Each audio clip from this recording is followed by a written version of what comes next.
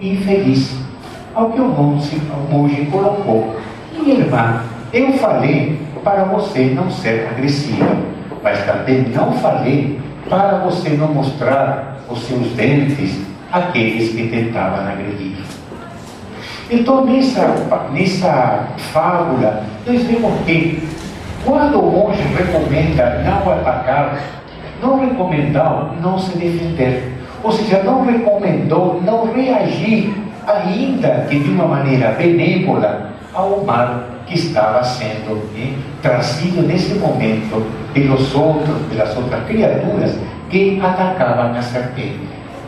E em relação ao que os maus se sobrepõem em relação à publicidade, à notícia e ao sucesso, porque muitas vezes na sociedade se considera sucesso aquela notoriedade, aquela abastança em termos de dinheiro, de fama, quando na realidade esses elementos não são os elementos verdadeiros da nossa conquista. Então, quando os Espíritos colocam que se os bons se dispusessem, eles se sobreporão aos maus. Por quê? Porque o bem sempre triunfa. E da mesma maneira que o monge convenceu a serpente nessa fábula de que a atitude no bem seria o caminho mais saudável para atingir a plenitude, a felicidade, o bom, através de seu exemplo, das suas atitudes, sendo a estação terminal do mal, também se imporá, mas de uma maneira pacífica. E lembremos então, senão, o exemplo de Mahatma Gandhi, que através da não violência ele conseguiu conquistar uma guerra que de outra maneira teria sido ou impossível ou muito mais sanguinolenta. Na segunda questão, na 933, Kardec pergunta: já que o homem é causador da sua própria infelicidade material, não será também causador de seus desgostos morais? Ao que os Espíritos respondem: muito mais ainda. Porque muitas vezes as desgraças materiais eles não conseguem evitar, mas as morais sempre são produto da sua própria atitude. E coloca Kardec, então, que dentro do comentário da questão, que o homem é infeliz em relação à importância que coloca nas coisas deste mundo. Muitas vezes a inveja, o ciúme, a impaciência trazem ao homem aqueles elementos ou aquelas condições de infelicidade. Então o homem é condicionador, o causante da sua própria felicidade e infelicidade. Essas questões então estão inseridas dentro do primeiro capítulo, dessa quarta parte, de felicidade e infelicidade relativas. E dentro desse capítulo, Kardec, dentro do Livro dos Espíritos, nos coloca elementos importantíssimos para a nossa compreensão em relação às atitudes do homem, em relação aos elementos que influenciam ao homem a essas atitudes, muitas vezes reprováveis, muitas vezes elogiáveis. Então nós temos dentro das atitudes o elemento condicionador de nossos atos, que é o nosso livre-arbítrio. O nosso livre-arbítrio é aquela condição pela qual o Criador coloca no espírito humano a capacidade de poder decidir, a capacidade de poder optar. E dentro do Livro dos Espíritos, em duas questões, de 843 a 845, os Espíritos declaram que, sem o livre-arbítrio, o homem seria uma máquina. Se nós considerássemos que o homem está sujeito à fatalidade do destino, não estaríamos aceitando aquela providência divina de que o homem tem o mérito de construir seu próprio destino. E na questão de número 845, coloca que no livre-arbítrio não há nenhum tipo de questão, nenhum tipo de incidente que possa impedir o exercício de nosso livre-arbítrio. colocando uma frase bastante conhecida, que não há arrastamento irresistível. Mas esse nosso livre-arbítrio é condicionado por muitos elementos. É lógico que aqui não temos enumerado todos eles, mas temos os principais que vão a condicionar essas nossas atitudes. E o mais importante de todos, talvez o fundamental, dentro da nossa constituição do livre-arbítrio, é a lei de Deus. A lei de Deus, como nos coloca Kardec no livro dos Espíritos, como coloca nos Espíritos, para Kardec, na questão 614, a lei de Deus é a única e verdadeira para a felicidade do homem. E o homem só é infeliz quando dela se afasta. E na de número 621, coloca nos Espíritos para o Codificador que a lei de Deus está inscrita na consciência. Ou seja, a nossa consciência, esse nosso mecanismo íntimo que o Criador coloca no Espírito, quando ele elabora com esse amor infinito cada um de nós como criatura do universo, ele coloca esses mecanismos iniciais para providenciar ao homem a capacidade de progredir. Um deles, muito importante, é o instinto, a intuição da existência de Deus.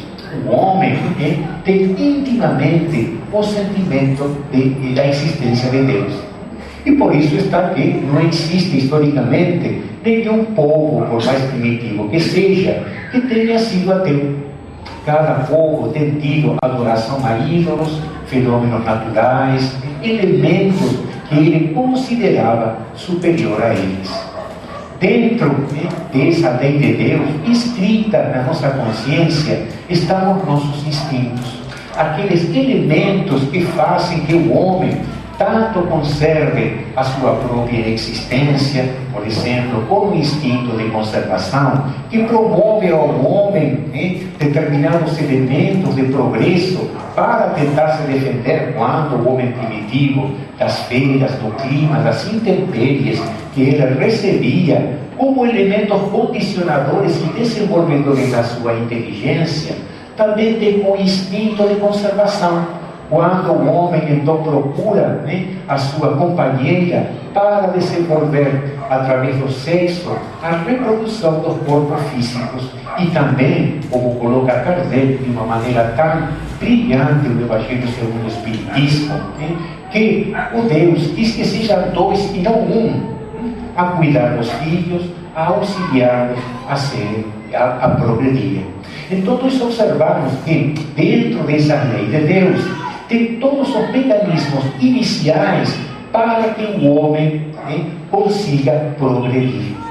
Agora, é claro, existem outros elementos condicionadores dessa nossa conduta, dessa nossa decisão através do livre-arbítrio.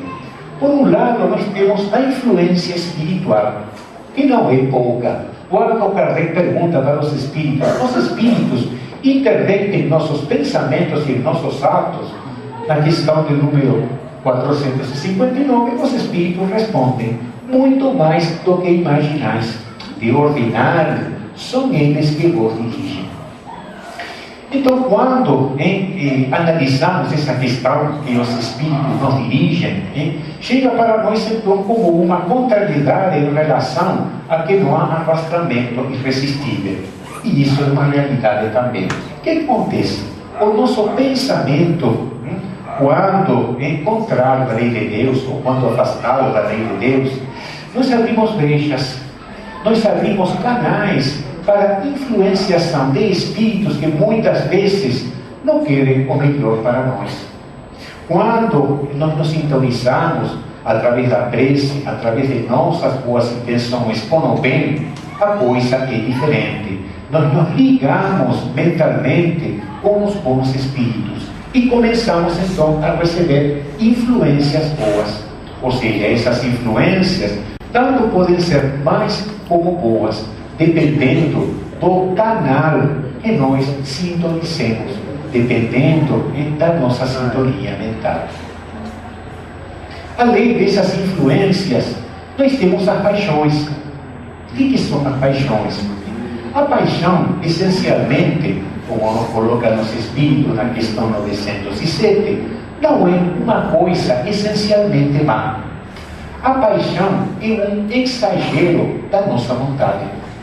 Nós vemos que a pessoa apaixonada é uma pessoa que tem a vontade acrescida, exagerada. Mas essa paixão, essa vontade exagerada pode ser para uma coisa prejudicial como para uma coisa boa. Aqueles cientistas, músicos, artistas apaixonados pela sua tarefa, pela sua obra, estão construindo em prol da humanidade. Aqueles que se apaixonam ainda mais, aqueles que se ligam aos vícios, estão causando algum tipo de dano para eles ou para a sociedade com a qual convivem. Então, as paixões, essencialmente, como nos colocam os Espíritos, não são más. Mas, como é um acréscimo da vontade, não é uma situação natural. Às vezes, essa condição de paixão é benéfica, às vezes não. Mas o homem tem também outros incentivos que dependem também da nossa própria encarnação. A encarnação, como nos coloca os Espíritos na questão 132, promove o progresso. A encarnação é um elemento providencial para nos ajudar a progredir. Por quê? Porque na encarnação nós estamos em contato com as vicissitudes da matéria. E são as vicissitudes da matéria que nos incentivam ao progresso. Ou seja, as vicissitudes da matéria, podemos mencionar, por exemplo, a necessidade de nos alimentar, de ter uma moradia, vestuário. E tudo isso nós temos que conquistar através de nosso esforço, no trabalho, ou até na confecção desses elementos. Então, essa providência da encarnação vai promover ao homem ao desenvolvimento, ao progresso. Mas a sociedade que nos rodeia tem uma série de elementos cativantes, os próprios gozos materiais, os gozos que a matéria nos pode oferecer, que nos incentivam a determinadas coisas. Em relação a isso, Kardec consulta os Espíritos, na questão de número 712, quando coloca com que objetivo Deus colocou atrativo no gozo dos bens terrenos. A que os Espíritos respondem para instigá-lo a cumprir com a sua missão. E para, por outra parte, colocar-no frente a frente a tentação, da qual a razão o deverá preservar. Então o homem é atraído ao gozo dos bens materiais. E não tem nada de errado nisso, porque é uma questão intrínseca à criação. Deus colocou, como falávamos, dentro da lei de Deus, dentro desse mecanismo, esse atrativo pelo gozo dos bens materiais. Para quê? Para que o homem seja instigado a cumprir com o seu dever. Mas também é uma prova para o homem, da qual a razão deverá preservá-lo contra o exagero, as tentações. Outros incentivos que nós podemos colocar é o nosso próprio senso moral. O senso moral é nosso acervo de experiências, de conhecimentos e, sobretudo, de aquelas realizações, a lembrança das realizações, enquanto as consequências de nossos próprios atos. Quando nós praticamos o bem, nós temos um reconforto, temos um retorno de uma felicidade ímpar que os bens materiais não nos proporcionam. Quando nós cometemos algum erro, alguma transgressão à lei de Deus, nós recebemos como retorno, às vezes, um arrependimento, um remorso, que também fica, de alguma maneira, influenciando esse nosso senso moral. Os Espíritos colocam que, na questão 754, que a crueldade é geralmente uma falta ou uma insuficiência de desenvolvimento do senso moral. Ou seja, quando o homem não tem suficientemente desenvolvido o senso moral, ele não tem os elementos, muitas vezes, de discernimento, entre o bem e o mal. E então o senso moral, aquele elemento de progresso moral. O senso moral em si não é o elemento de progresso, não é o progresso moral em si, mas é o condicionador.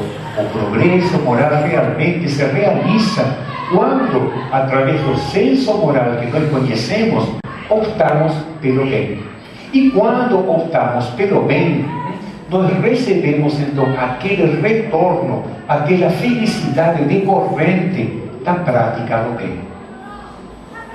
Dentro deste capítulo há uma questão, uma das mais, talvez, importantes, dentro da felicidade e infelicidade relativa, e quando Kardec indagava aos espíritos que, embora para uns algumas coisas representem felicidade, para outros não, para outros seja uma indiferença, para outros seja até um motivo de infelicidade, se não haveria algum ponto comum para a felicidade de todos os homens.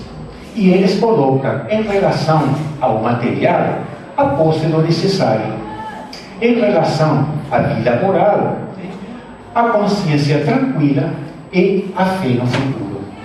Então, a posse do necessário, a consciência tranquila e a fé no futuro são as condições comuns de felicidade que os espíritos revelaram para Kardec. Então, nós, através do livre-arbítrio, exercemos a nossa própria determinação de felicidade ou de infelicidade. Quando, através do livre-arbítrio, optamos, por exemplo, da ação no bem, onde essa ação no bem está, de alguma maneira, sintetizada pelo codificador, o Evangelho segundo o Espiritismo, naquela mensagem tão conhecida, o homem de bem. O homem de bem, quando Kardec coloca, tanto no Livro dos Espíritos, como no Evangelho segundo o Espiritismo, ele enumera as virtudes de aquele homem, ou de aquele modelo que o homem deverá atingir. E deverá atingir para quê? Para conquistar uma dessas condições de felicidade. E uma dessas condições de felicidade é a consciência tranquila. Essa consciência tranquila que nós conquistamos através da prática do bem, através do exercício de nosso dever. O dever, como colocam os Espíritos, é o mais alto galardão da nossa razão. Quando o homem, conquistando a sua inteligência, ou seja, seu progresso moral, seu progresso intelectual, perdão, e também seu progresso moral, ele valoriza a consciência tranquila através do exercício do seu dever. E no Evangelho segundo o Espiritismo, o Espírito, se não me engano, o Espírito Lázaro, coloca que o homem que cumpre com seu dever, ama a criaturas mais que a si mesmo e ama a Deus mais do que as criaturas. Então, quando o homem é escravo de seu dever, o homem torna-se paradoxalmente livre. Então, nós temos dentro do nosso livre-arbítrio a alternativa também do conhecimento. Kardec coloca no Evangelho segundo o Espiritismo, no capítulo 19 e 27, a condição da fé inabalável. Quando Kardec se refere à fé inabalável, coloca que a fé inabalável é aquela que pode fazer frente a frente a razão em todas as épocas da humanidade, e é a fé raciocinada. Como que o homem conquista essa fé raciocinada? Através do conhecimento, através do estudo. Quando o Senhor Jesus nos coloca, conhecerás a verdade e a verdade vos libertará, estava nos falando que o conhecimento das coisas, o entendimento da lei de Deus, o conhecimento dos nossos mecanismos, dos nossos desvios, das nossas paixões, provocará em nós aquela volta para a casa do Pai, ou seja, para o cumprimento da lei de Deus.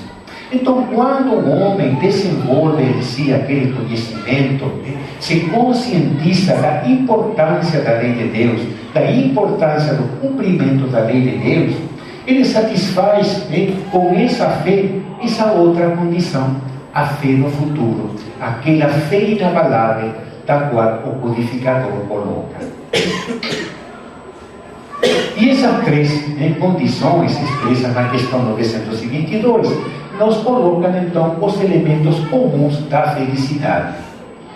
E nós observamos também que em relação ao pósito necessário, em alguns casos nós observamos criaturas até que faltava o necessário para elas.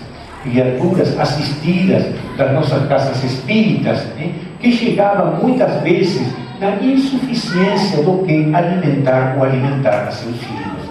Mas elas apresentavam sinais de felicidade, ou seja, ainda sem essa condição da posse do necessário, a consciência tranquila e a fé no futuro são alicerces sólidos para a nossa felicidade.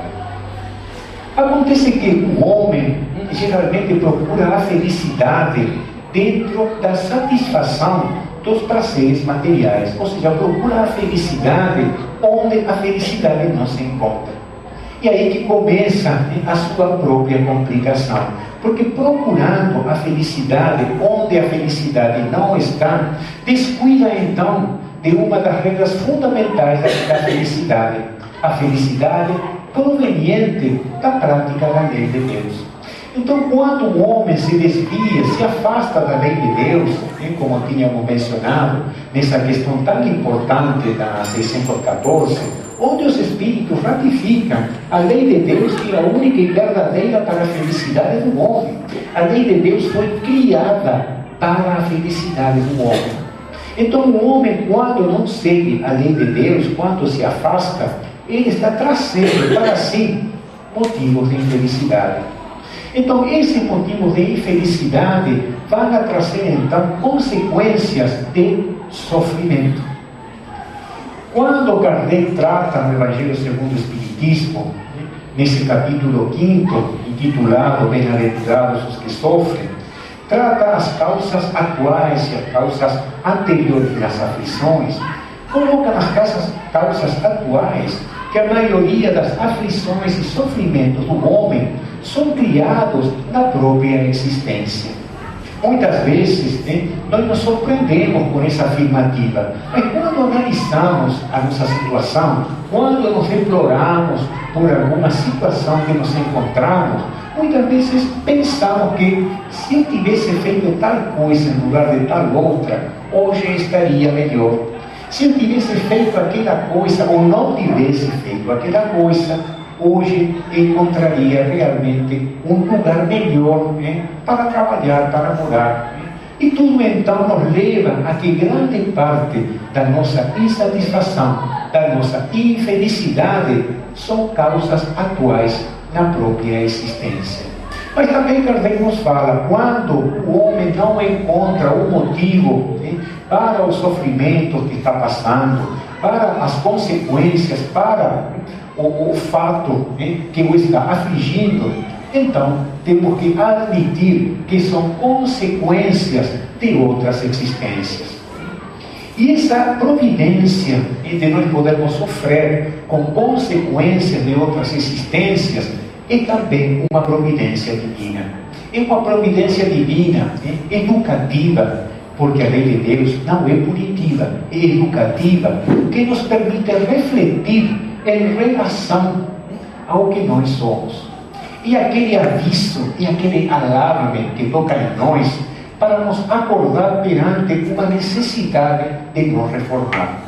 Quando nós estamos passando por situações difíceis, e muitas vezes não percebemos qual foi o motivo original, tenhamos certeza de que, sendo Deus infinitamente justo, esse elemento, esse motivo, será também justo.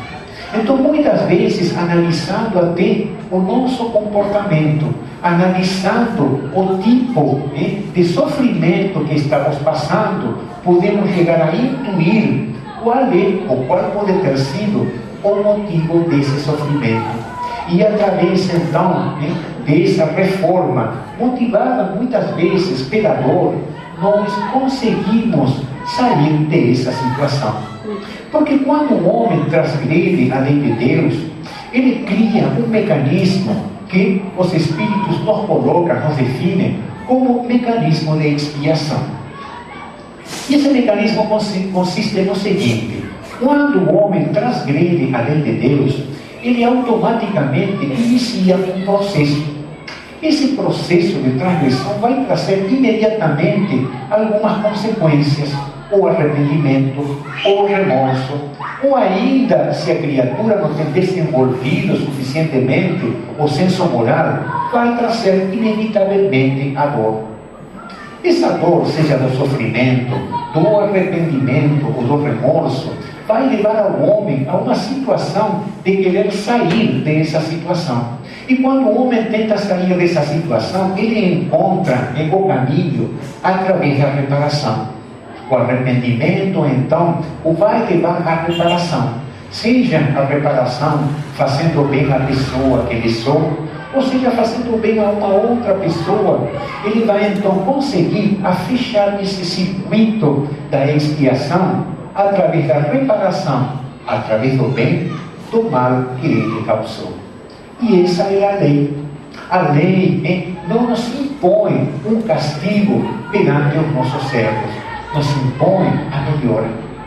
Isso é muito claro quando Kardec, no seu Inferno, no Código Penal da Vida Futura, ele coloca que a duração do sofrimento está condicionada à melhoria do indivíduo.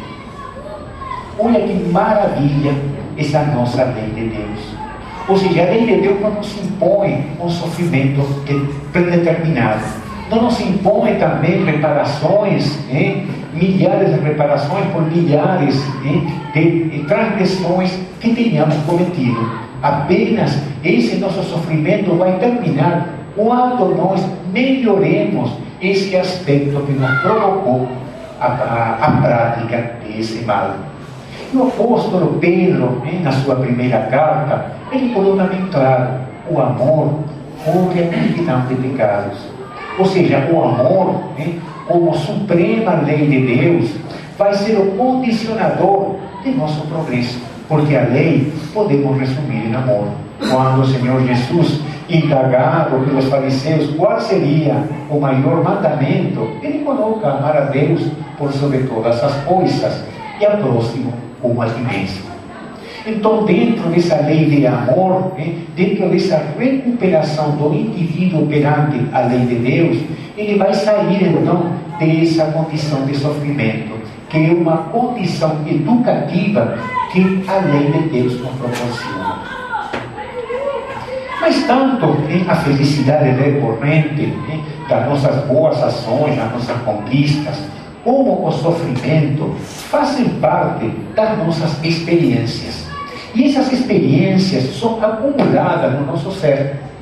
Tanto as experiências bem-sucedidas em termos de felicidade, que nos incentivam cada vez mais a prática do bem, como os insucessos, que vão nos permitir aquele elemento dentro do nosso processo de senso moral, como também do nosso livre-arbítrio, para nos preservar em função das consequências que nós recebemos de praticar o mal.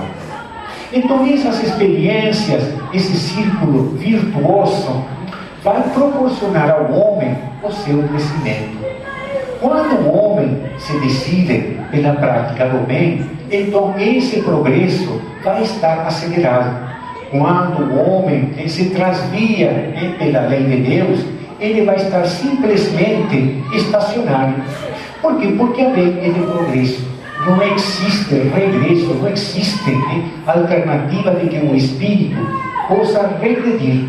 Aquelas conquistas que o espírito tem são conquistas inalienáveis. Quando o Senhor Jesus estava em Milagros, no Sermão da Montanha, naquele memorável discurso que perdurará por todos os tempos, ele coloca que quando o homem, Quando a prática do... Ele coloca...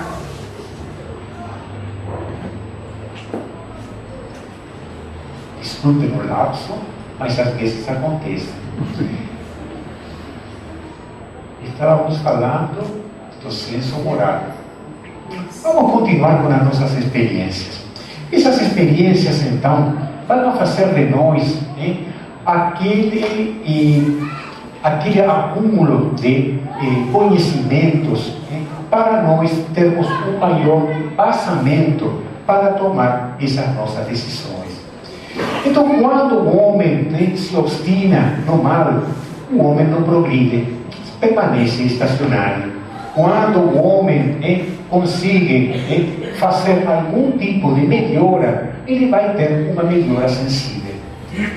E o que não lembrávamos da passagem do mestre, naquela distração que muitas vezes acontece, isso provavelmente acontece, segundo nos falaram em alguma oportunidade, por causa da idade. E quando me falaram isso, me falaram que os dois sintomas da idade, que realmente determinam que nós chegamos a uma certa idade, o primeiro deles é a perda da memória. O segundo não me lembro qual é, mas deve ser bem semelhante a esse primeiro. Então voltamos, logo dessa pausa involuntária, ao nosso sermão da montanha. Quando no sermão da montanha, o Senhor Jesus, atento a essa nossa paixão, a essas nossas paixões, pelo gozo dos bens materiais, nos adverte: não junteis os tesouros da terra, que o ladrão rouba, a ferrugem corrói e a traça come. Juntai os tesouros do céu, que nem a traça corrói e o ladrão leva, nem a traça come. E esses tesouros são as nossas virtudes, são as nossas boas ações, os nossos conhecimentos, as nossas experiências boas. Esses são os verdadeiros tesouros. Então, quando o homem opta pelo bem, ele está amealhando, acumulando para si elementos para seu progresso, tanto intelectual como moral. E são elementos totalmente inabaláveis. São aqueles elementos que o ladrão não leva, nem a ferrugem corrói, nem a traça come. Então, quando nos lembramos desses elementos e vemos numa encarnação de um irmão nosso que não está sendo promovida em nenhum aspecto, muito pelo contrário, que ele está se comprometendo cada vez mais através da prática do mal, muitas vezes ele está numa situação estacionária, mas ainda dentro dessas condições, os Espíritos nos revelam que, ainda que o homem não faça nenhuma conquista, o próprio exercício das suas faculdades já é um motivo de progresso. O próprio contato do espírito com a matéria, com as vicissitudes da matéria, já promove o progresso, porque tudo promove o progresso. O progresso, sendo uma lei divina, está presente em todo o universo. Quando falamos da felicidade, então falamos desses fatores, a fé no futuro, consciência tranquila e apóstolo necessário, como elementos fundamentais. Mas também o homem, não só de espiritualidade vindo do homem. Nós, dentro do nosso mundo, temos pequenas satisfações. A atração pelo gozo dos bens materiais é um incentivo para o homem progredir, para se desenvolver, para conquistar bens materiais que vão trazer satisfação para ele. E isso é totalmente lícito. Quando o homem, pelo contrário, ele se abstém de determinadas coisas, muitas vezes por um sentimento de culpa, esse sentimento de culpa por ele possuir alguma coisa que outros não possuem, às vezes pode retardar até o seu progresso. E muitas vezes nós nos penalizamos ouvindo companheiros, irmãos, com aqueles conceitos equivocados em relação à própria doutrina espírita. E aí, que esse grande espírita, o professor Deolindo Amorim, quando sustentava aquela ideia da pureza doutrinária, se referia precisamente a isso. a como tem que ser entendida a doutrina espírita. Porque quando o Senhor Jesus, naquela passagem com o jovem mancebo, coloca que é muito mais fácil que um rico, que um camelo passe pelo buraco de uma agulha do que um rico entre no reino dos céus, não foi uma condenação para os ricos. O Senhor Jesus estava se referindo a um aspecto que a riqueza proporciona, que é o apego aos bens materiais. O mestre estava se referindo que o rico tem um sentimento de apego tão grande que faz muitas vezes coloca uma dificuldade para a prática do bem, para o desprendimento, para se despojar do orgulho e da vaidade da posse que ele tem. Então, quando o entendimento dessa realidade da lei de Deus chega distorcido, chega de alguma maneira desfigurado, pode provocar entendimentos diferentes e pode chegar a provocar em alguns irmãos aquele sentimento de culpa por ele ter e seu irmão não ter. Mas a riqueza é um elemento providencial. A riqueza não é um elemento para nos culpar ou para sermos diferenciados entre aqueles que não vão conquistar o reino dos céus. A riqueza é um bem, é um dom, é um talento que a providência coloca no homem para que ele seja o administrador justo e sábio desse talento ao qual ele foi confiado. Então, quando o homem, na posse desse talento, sabe distribuir com sabedoria, sabe desenvolver elementos, fontes de trabalho para uma comunidade, quando promove o progresso intelectual que trará como consequência o progresso moral, essa riqueza estará em boas mãos. E nós temos um exemplo no Evangelho segundo o Espiritismo, quando, tanto no Evangelho como no livro Semi-Inferno, o codificador faz referência à Condessa Paula. No Evangelho segundo o Espiritismo, ele coloca quem é essa mulher distinta, tão humildemente vestida, que leva sua filha a levar a consolação a essas almas abandonadas pelos bens terrenos. E a Condessa Paula era realmente dentro da realeza da Rússia, na época de Kardec, uma das figuras mais destacadas em termos de riqueza e de poder. Mas a Condessa Paula era perfeitamente consciente da sua responsabilidade, da riqueza. A Condessa Paula nunca se subtraía de realizar grandes festas, de organizar grandes eventos dentro de seu condado, mas ela estava consciente e sabia que essas festas redundariam na remuneração das costureiras, dos garçons, dos cozinheiros, e era a maneira que ela tinha de distribuir esses bens para a comunidade onde morava. E quando ela se afastava das suas obrigações, ou seja, nos seus tempos livres, ela, juntamente com as suas filhas, com roupas muito humildes, chegava à casa de cada um de seus assistidos, providenciando mantimentos, roupas e tudo o necessário, das quais essas famílias eram carentes. Então nós vemos que a riqueza é apenas um talento, que não necessariamente a riqueza ou o poder são elementos condenatórios para a criatura, mas sim são condenatórios aquilo que nós façamos com aqueles talentos que nos foram confiados. E chegamos então à experiência de tudo isso em relação a esse nosso senso moral. Quando o nosso senso moral atinge uma maturidade, não necessariamente, como tínhamos mencionado, o nosso progresso moral está feito. Nós podemos assimilar esse senso moral à nossa voz da consciência. A voz da consciência está ali, presente em todos os casos. Mas nem sempre essa voz da consciência é ouvida. Não é ouvida muitas vezes por elementos educacionais, hábitos sociais, da qual a nossa sociedade, como nós podemos observar, é deficitária. A nossa educação, por exemplo, é baseada no orgulho, no individualismo, muitas vezes na vaidade e no egoísmo.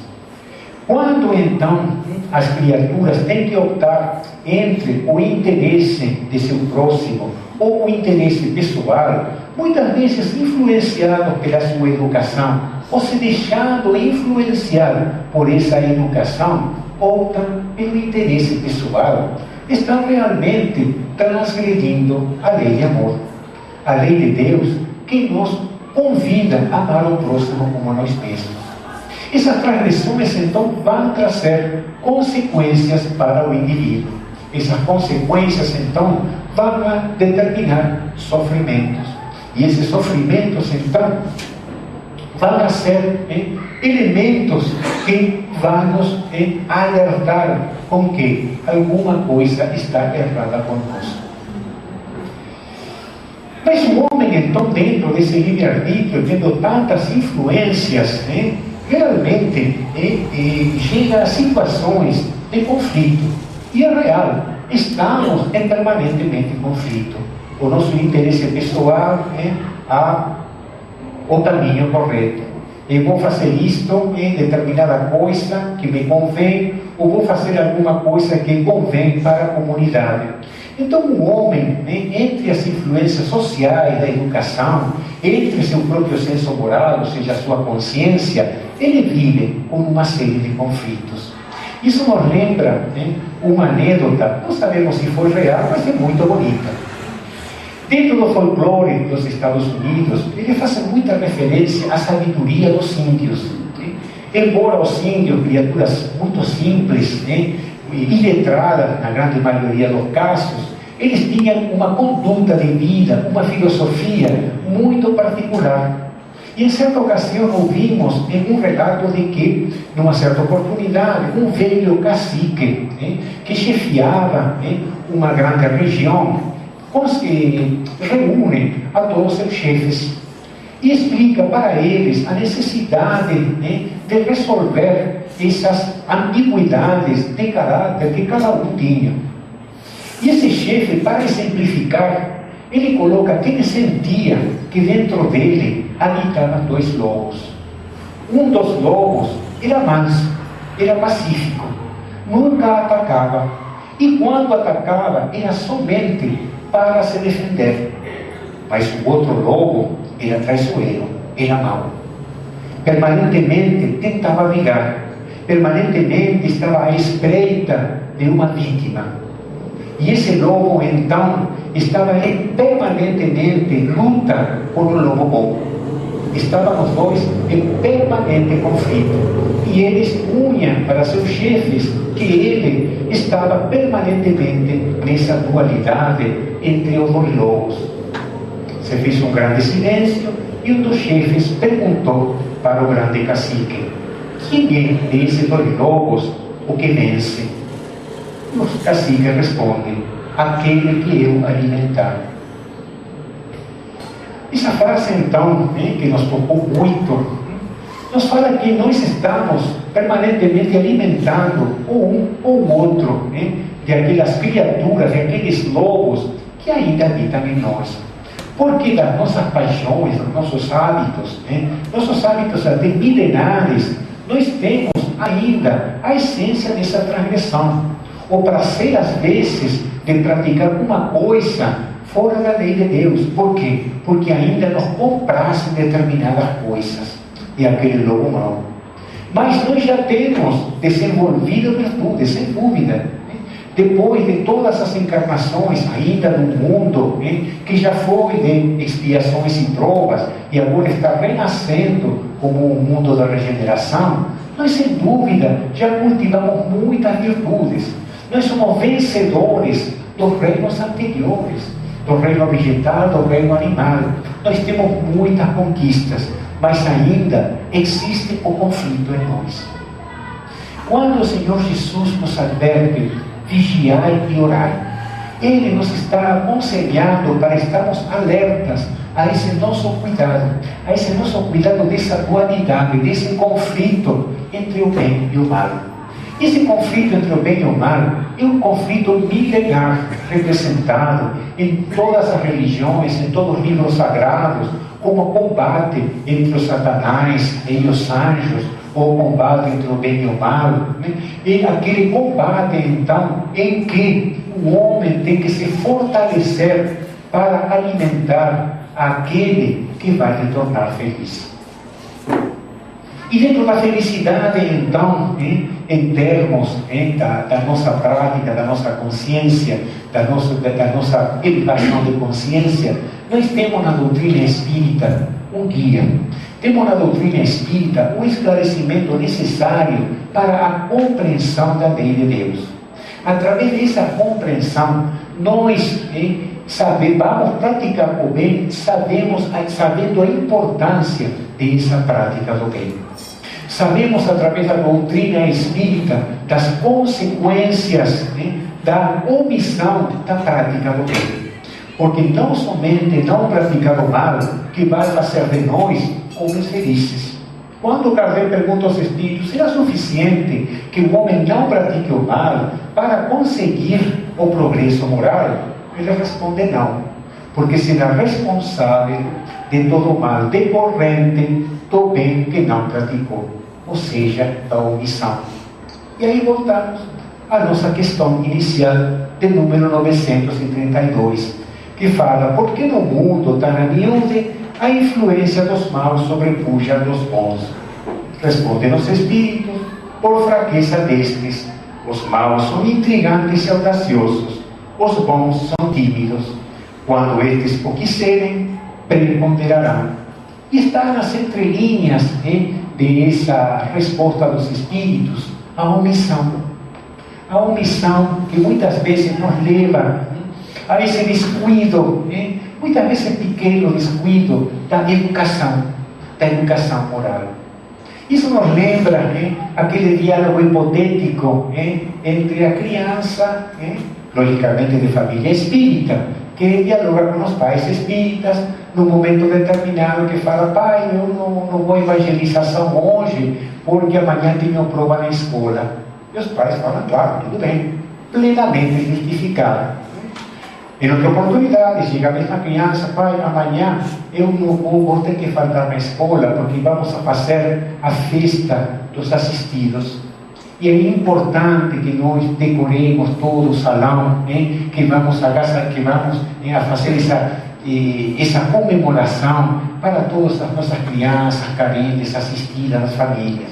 Que o que os pais espíritas vão responder?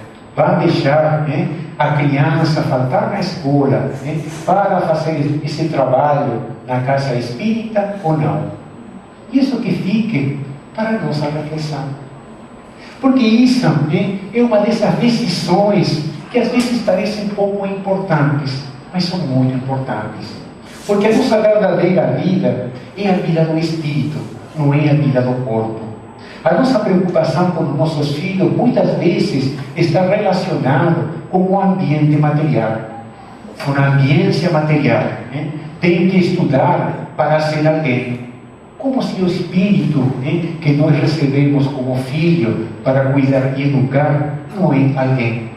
Sem dúvida que é alguém. Mas nós, vislumbrando os problemas sociais, o desemprego, que a vida cada vez está mais difícil, que a inflação, que a coisa cada vez está mais cara, nós deixamos arrastar por essas influências sociais e queremos que nosso filho seja aquilo ou determinada coisa. Muitas vezes, às vezes, forçando de uma maneira sutil a própria vontade, ou pior ainda, a própria vocação de nossas crianças. Então nós, como pais, devemos estar atentos a essa realidade. A realidade é que os nossos filhos são espíritos, e são espíritos confiados a nós. Confiados a nós com o objetivo de ajudar a eles a progredir. Sem dúvida que uma boa educação, essa educação, uma faculdade, uma pós-graduação, um mestrado, vai influenciar para o desenvolvimento intelectual, não há nenhuma dúvida. Mas também temos que reconhecer a importância do desenvolvimento moral. Porque sem o desenvolvimento moral, que uso poderá a criatura dar a todos esse conhecimento que ameaçou. E esses são os tesouros do qual o Senhor Jesus nos colocou no Sermão da Montanha. São esses tesouros inalienáveis, tanto da inteligência como o da moralidade. E ambos são as duas asas que o homem vai ter para conquistar cada vez mais seu progresso e a sua felicidade. Porque a felicidade é decorrente do progresso. E a infelicidade é decorrente da inferioridade. E tão decorrente da inferioridade que nós experimentamos a diário isso, e quantas vezes inconscientemente não nos tocamos. Quando estamos impacientes, estamos criando condição de infelicidade e continuamos impacientes. Quando nós somos intolerantes, ou não temos aquela tolerância para aquele amigo, que muitas vezes, quando vemos já um outro quarteirão, trocamos de calçada para não nos encontrar, porque nos saluda por mais de meia hora, contando sempre a mesma coisa, é claro. Nós estamos nesse momento faltando a caridade. E isso é mais um motivo de infelicidade, porque em algum momento vamos nos lembrar que nós fizemos isso com o nosso amigo.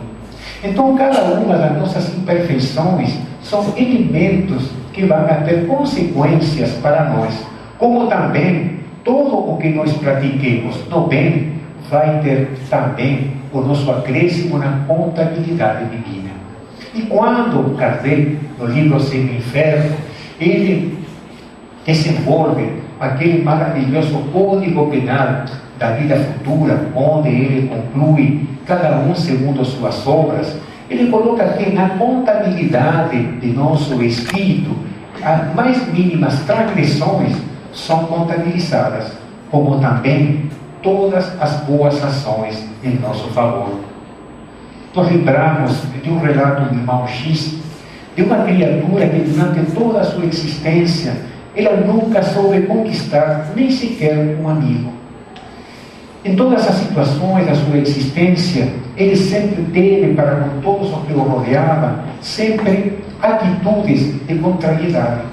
Nunca foi amigo de ninguém, nunca fez um favor a ninguém, nunca ajudou ninguém.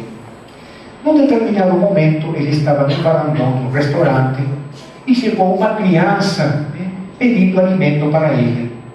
E a criança, uma criança necessitada, depois de muita insistência, este nosso irmão cansado, entregou para ela um pedaço de pão. E a criança foi agradecida com esse pão embaixo do braço. Quando ele desencarnou, ele se encontrou na mais profunda treva. Ele não conseguia enxergar absolutamente nada. Passou muito tempo nessa condição, até que chegou num clarão de luz.